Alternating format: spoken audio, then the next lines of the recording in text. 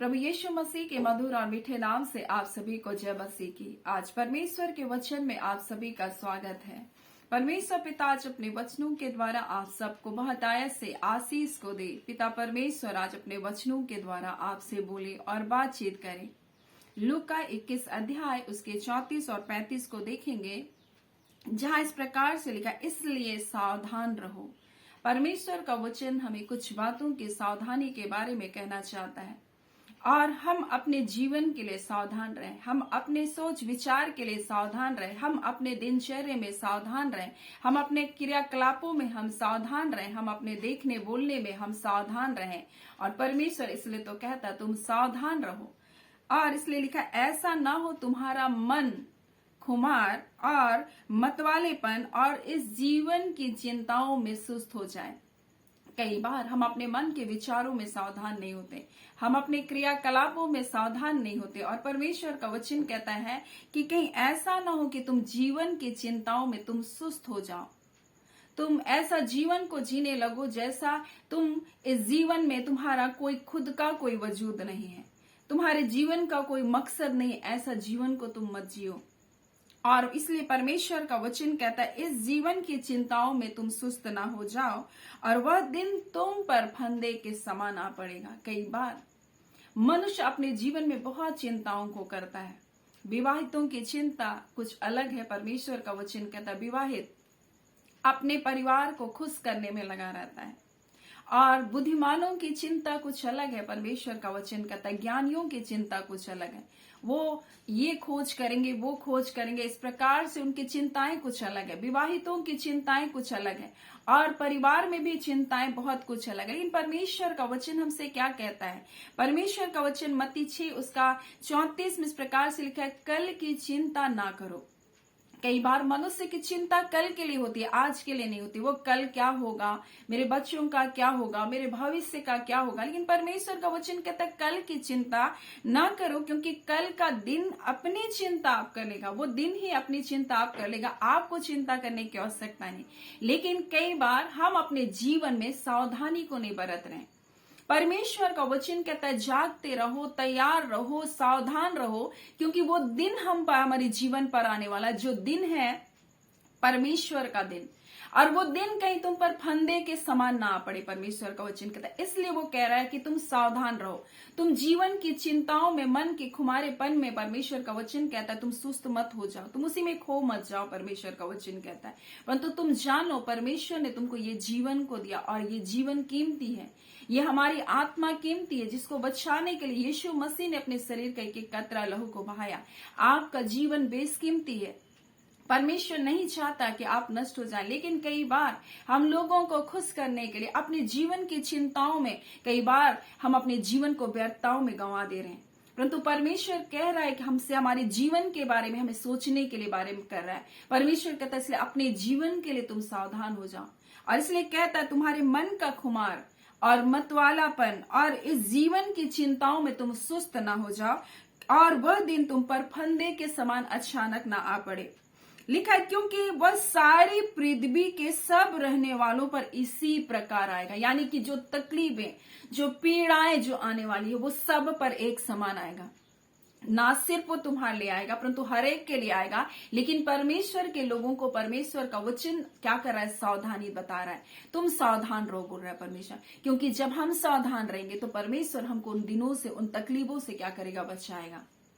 और यहां लिखा, इसलिए जागते रहो, हर समय प्रार्थना करो कि तुम इस सब आने वाली घटनाओं से बचने और मनुष्य के पुत्र के सामने खड़े होने के योग्य बन सको। यानी हम सारी पृथ्वी पर दुख और तकलीफ और पीड़ाएं आएगी, लेकिन आप उन घटनाओं से बचने के लिए परमेश्वर का वचन कहता है, इसलिए तुम जागृत रहो, तुम सावधान रहो, ताकि उन घटनाओं से तुम्हें बचने और मनुष्य के पुत्र के सामने खड़े होने के योग्य बनो, बोल रहा है। और इसीलिए परमेश्वर का वचन हमसे कह रहा है, सावधान रहो।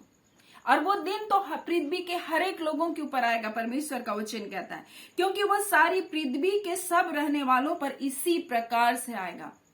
वो फंदे के समान आएगा।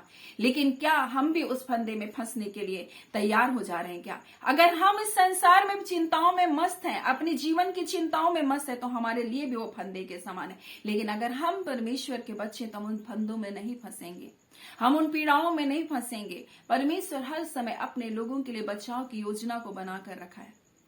आप देखिए, जल प्रलय से पहले परमेश्वर ने नूह के जहाज को क्या क्या तैयार किया। अब देखिए, परमेश्वर ने हर समय जब भी अपने लोगों के ऊपर कोई मुसीबत आया, परमेश्वर ने बचाव के लिए योजना पहले से तैयार करके रखा।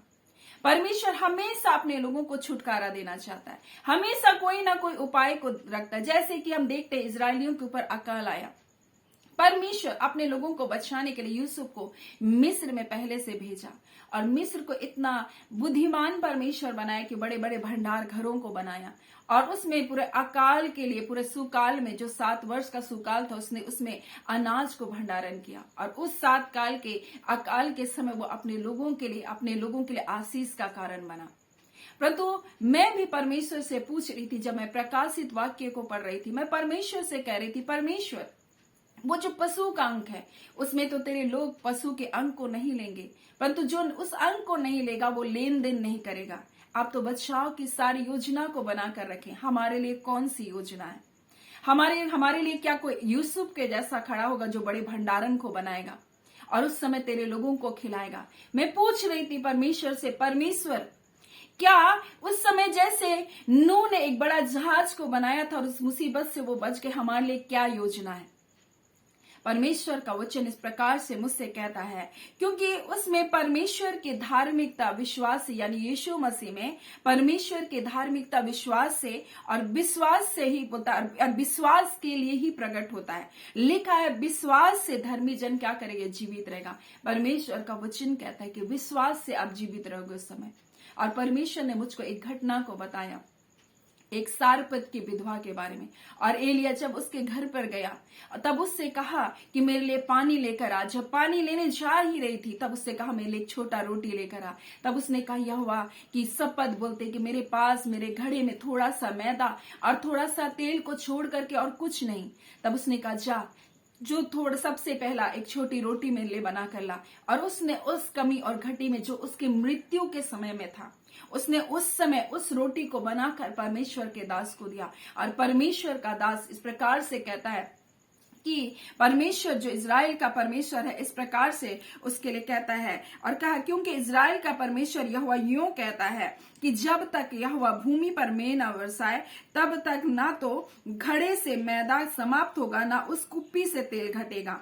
और वह चली गई और एलिया के वचन के अनुसार किया, और तब से वह और उस स्त्री और उसके घराने बहुत दिन तक खाते रहे। वो कह रही थी, इस रोटी को खाकर मैं और मेरे बेटे मर जाएंगे, क्योंकि हमारे अंतिम क्या है? अनाज है। परंतु उस अंतिम अनाज से उसने जब परमेश्वर के दास को दिया, परमेश्वर का वचन इस प्रकार से कहता है, परमेश्वर ने उसको बहुत दिन तक उस अकाल में क्या किया? खिलाता रहा। परमेश्वर ना सिर्फ उस माँ और बेटे का, परंतु उसके पूरे घराने का पालन पोषण करता रहा। उसी प्रकार से परमेश्वर कहता, उस समय जब कठिन समय आएगा, तब परमेश्वर का वचन कहता, तुम विश्वास के द्वारा जीवित रहोगे। तुम्हारे विश्वास के द्वारा परमेश्वर तुम्हारे जीवन में आशीष देगा, ऐसी आशीष देगा। ना तो आपके जीवन में परमेश्वर कहता है, ना तो आपके घड़े का मैदा घटेगा, ना ऐसे तेल घटेगा। परमेश्वर आपके अनाज को बढ़ाएगा। वो परमेश्वर है जो 5 रोटी 2 मछली से अपने लोगों को खिलाया, 5000 लोगों को। वो परमेश्वर आपके लिए आश्चर्य कर्म करेगा। लेकिन परमेश्वर कहता है, ये उसके लिए होगा जो तैयार है, जो सावधान है अपने जीवन को लेकर के, जो अपने जीवन को लेकर सचेत है। परमेश्वर ऐसे समय में अपने लोगों की क्या करेगा? हिफाजत करेगा। परमेश्वर का वचन कहता है, विश्वास से मेरा धर्मी जन क्या करेगा? जीवित रहेगा, क्योंकि वो धार्मिकता विश्वास से हमको प्राप्त होती, जो उसके बेटे यीशु पर विश्वास करने के द्वारा है। और परमेश्वर का वचन कहता है, और विश्वास के लिए प्रकट होती है, ताकि आप विश्वास करो और परमेश्वर आपके जीवन में हर जगह परमेश्वर आपके जीवन को बढ़ाएगा। जहां लोग आपके लिए रुकावट बनेंगे, परमेश्वर उस जगह आपके लिए विश्वास के द्वारा दरवाजे खोलेगा। जहां लोग आपके विरोध में बोलेंगे, परमेश्वर विश्वास के द्वारा उनके मुंह को क्या करेगा? बंद करेगा। वो परमेश्वर है और वो आपसे कहना चाहता है इसलिए तुम सावधान रहो, तुम इस जीवन की चिंताओं में सुस्त मत हो जा।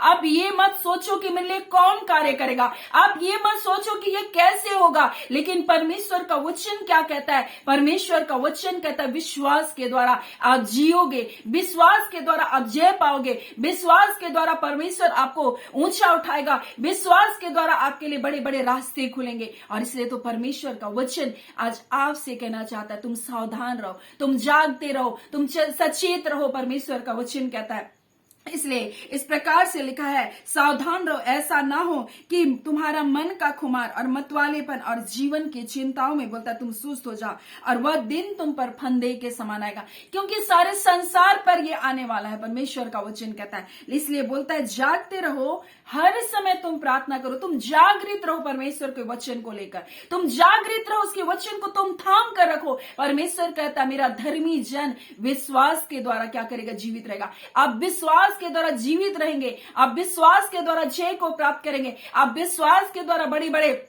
कार्य को अपने जीवन में होता हुआ देखेंगे। और इसलिए परमेश्वर का वचन हमें कुछ बातों को बता रहे हैं यहाँ, और इसलिए कह रहा है तुम क्या करो? जागो, जागृत रहो, प्रार्थना करने के लिए आत्मा में हर समय हर प्रकार से आप प्रार्थना, विनती, धन्यवाद आप करते रहो परमेश्वर के सामने। वो परमेश्वर आपके निकट है, परमेश्वर का वचन आपके मन में है, परमेश्वर का वचन आपके मुंह में है। और इसलिए आप अपने विश्वास के वचन का अंगीकार करते रहें अपने मन में, अपने हृदय में। चाहे आपको कुछ ना दिखाई दे रहा हो, चाहे आपके जीवन में इस स्त्री के जैसा सोच रहे होंगे कि अब सब कुछ खत्म होने वाला है, लेकिन मैं आपसे कहना चाहती हूँ ये परमेश्वर का वचन है। जिस परमेश्वर ने सारपत की विधवा की सुधि रखी, वो परमेश्वर आपकी भी सुधि रखेगा। आपके नहीं रहने के स्थान में भी परमेश्वर आपको इतनी आशीष को देगा उस थोड़े से चीज पर कि आप बढ़ोतरी को आपके जीवन में देखोगे।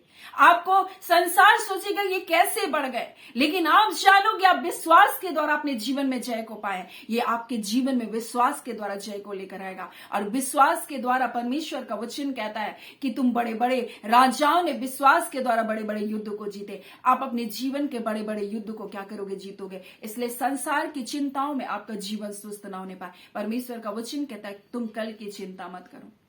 परमेश्वर का वचन कहता है क्योंकि कल का दिन अपनी चिंता आप कर लेगा। परमेश्वर बोलता है आज के दिन तुम कैसा जीवन को जी रहे हो, ये महत्वपूर्ण है। आज जो कार्य आप करेंगे, आज जो बीज आप बोएंगे, आज जो परमेश्वर को धन्यवाद का बलिदान चढ़ाएंगे, आज जो स्तुति करेंगे परमेश्वर के लिए, आज जो भलाई के काम करेंगे, आज जो आप प्रार्थना करेंगे, आप जो याचना करेंगे परमेश्वर के सामने, ये कल के दिन आपके जीवन में प्रतिफल को लेकर आएगा। आज जो बीज आप बो रहे हैं परमेश्वर इसका प्रतिफल आने वाले दिनों में देगा। इसलिए इस जीवन की चिंताओं को लेकर आप सुस्त ना हो जाए, व्यर्थ मतवालेपन, इस संसार की व्यर्थ बातों में अपने जीवन को ना गंवाएं, क्योंकि परमेश्वर का वचन कहता है संसार पर यह तकलीफ आएगी, परंतु परमेश्वर अपने लोगों से बातचीत कर रहा है, उनके प्रिय बच्चों से बातचीत कर रहा है। तुम ऐसे मत हो, परंतु तुम जागृत रहो, हर समय तुम प्रार्थना करो। आप परमेश्वर के संतान हो, आप ऐसे ही परमेश्वर के पास नहीं आ गए, आपको परमेश्वर ने चुना है।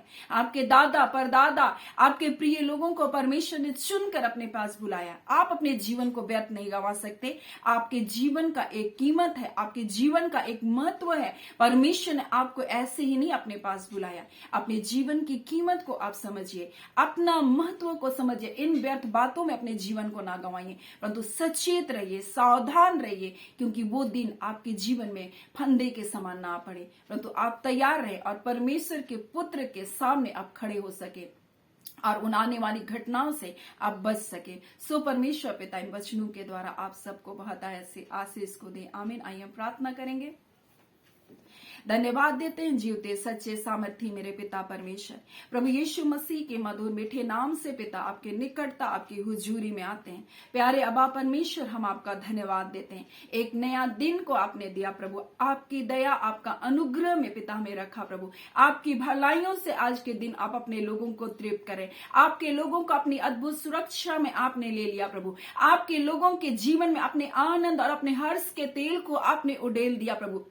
आज का दिन आपके बच्चे वो देखे परमेश्वर जो अपने जीवन में कभी भी नहीं देखे। उन ऐसी भलाइयों को, ऐसे कार्य को देखे प्रभु, आपके हाथों के कार्य को जो आज तक इन्होंने नहीं देखा। पिता हम प्रार्थना करते परमेश्वर, जिनके पास परमेश्वर आगे बढ़ने के लिए कोई अवसर नहीं है प्रभु, उनको लग रहा सब कुछ बंद हो चुका। खुदा मेरी प्रार्थना है खुदा यीशु के नाम से इसी घड़ी उनके लिए एक दरवाजा खुले प्रभु जी, जो आशीषों का दरवाजा, जो भलाई का दरवाजा, जो सुमार्ग है प्रभु, इनके लिए यीशु के नाम से खुलने पाए। खुदाबंद परमेश्वर प्रभु जी, हम प्रार्थना करते ऐसे लोगों के लिए पिता, जो पिता आज परमेश्वर अपने जीवन की चिंताओं को लेकर बैठे, तो आपका वचन कहता अपने सारे बोझ, अपनी सारी चिंता को मुझ पर डाल दे, मुझको तेरा ध्यान है। पिता आज ये बोझ को हम आपके ऊपर डालते, ये बोझ जो ये उठाए फिर रहे, ये चिंताओं का बोझ, ये पिता अपने बच्चों का बोझ, जो फीस को देने का बोझ परमेश्वर, जो कर्ज को चुकाने का बोझ, ऐ खुदान परमेश्वर प्रभु अपने जीवन का बोझ, ऐ खुदान हम हर एक बोझ, हर एक चिंताओं को प्रभु आपके हाथों में सौंपते हैं। खुदान अपनी शांति को दे दीजिए, अपने आनंद से अपने लोगों को भर दीजिए, ताकि उस शांति को, जो अद्भुत शांति, वो आनंद जो आपका आनंद है, इनके जीवन पर राज्य करने पाए। खुदावन रबांदा खाला रिबा शिकीरियोस तो नबा, पिता आपके लोगों को स्पर्श कीजिए प्रभु जी, अपने लोगों को छू लीजिए प्रभु जी, जो व्याकुल है, जो रो रहे, जो परमेश्वर चिंताओं में तड़प रहे प्रभु जी, मैं नहीं जानती मैं क्या करूं, ऐसा करके प्रभु आज इसी घड़ी परमेश्वर हर बोझ इनके जीवन से खत्म होने पाए। ओ पिता हम आपका धन्यवाद करते अपने लोगों को छूने के लिए प्रभु जी, हम आपका धन्यवाद करते परमेश्वर, हर बंधन को तोड़ने के लिए प्रभु जी, हम आपका धन्यवाद करते परमेश्वर, अपने लोगों को जय और छुटकारे को देने के लिए। पिता प्रार्थना करते खुदावन परमेश्वर, जितने हॉस्पिटलों में बीमार पड़े यीशु के नाम से प्रभु जी, हाँ पिता परमेश्वर वो चंगा पाने पाए, और इसी घड़ी जो बेड में पड़े प्रभु जी अपाहिजता की दशा में, यीशु के नाम से अपने बिछौने से तुम उठो, तुम्हारे शरीरों में बल आ रहा है, वो ताकत आ रहा है, वो सामर्थ आ रहा है परमेश्वर का सामर्थ, एक एक अंग हील हो यीशु के नाम से, एक एक अंग चंगे हो यीशु के नाम से। खुदावन परमेश्वर आपका वचन कहता है मेरा धर्मी जन विश्वास के द्वारा जीवित होगा, मेरा धर्मी जन विश्वास के द्वारा उठ खड़ा होगा, मेरा धर्मी जन हर बंधन को तोड़ता है यीशु के नाम से। रिबांदा काला रिबा शिकीरियोस तोड़ना, हर बंधन को ये तोड़ रहे प्रभु यीशु के नाम से। इसी घड़ी दुर्बल था कमजोर करने वाली आत्मा इनके शरीरों को छोड़कर जा रही प्रभु, इनके निर्बल शरीरों में जान आ रहा है प्रभु, हम आपका धन्यवाद करते।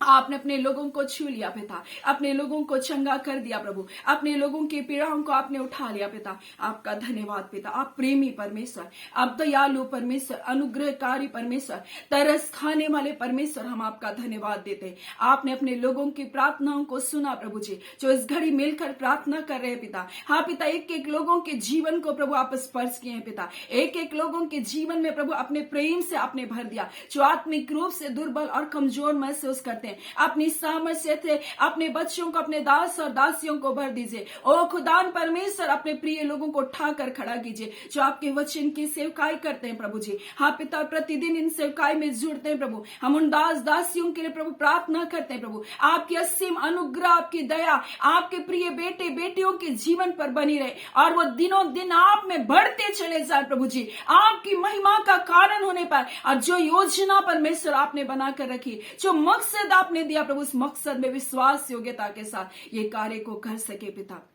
और पिता, आपके राज्य में वो आदर के पात्र कहलाए प्रभु, आपके राज्य में परमेश्वर दुने आदर के योग्य समझे जाए पिता। ऐ खुदावन परमेश्वर, हम आपका धन्यवाद देते, सारी आदर महिमा केवल और केवल आपको देते। आप बढ़ते जाए खुदावन परमेश्वर। हाँ पिता परमेश्वर, आपका नाम परमेश्वर सब नामों में श्रेष्ठ है प्रभु, और जो आपके नाम को पुकारता है यीशु मसीह, वो छुटकारे को पाता है। यीशु आपके नाम में जय है, यीशु आपके नाम में छुटकारा है, और उसी यीशु नाम से प्रभु हम जय की घोषणा करते, उसी यीशु नाम से हम चंगाई की घोषणा करते, उसी यीशु नाम से हम बंधनों को तोड़े जाने का हम आदेश करते। इसी घड़ी हर वो लोग जो किसी बिना किसी प्रकार के बंधन में पड़े, हाँ पिता, आगे नहीं बढ़ सकते, अपने जीवन में सीमित हो चुके, आज मैं पिता उस परमेश्वर बंधन को तोड़ती हूँ, जिनको आगे बढ़ने से, आशीषों को प्राप्त करने से रोक कर रखी है। हाँ पिता, शिक्षा के क्षेत्र में आगे बढ़ने नहीं पा रहे, हाँ पिता परमेश्वर जॉब के क्षेत्र में परमेश्वर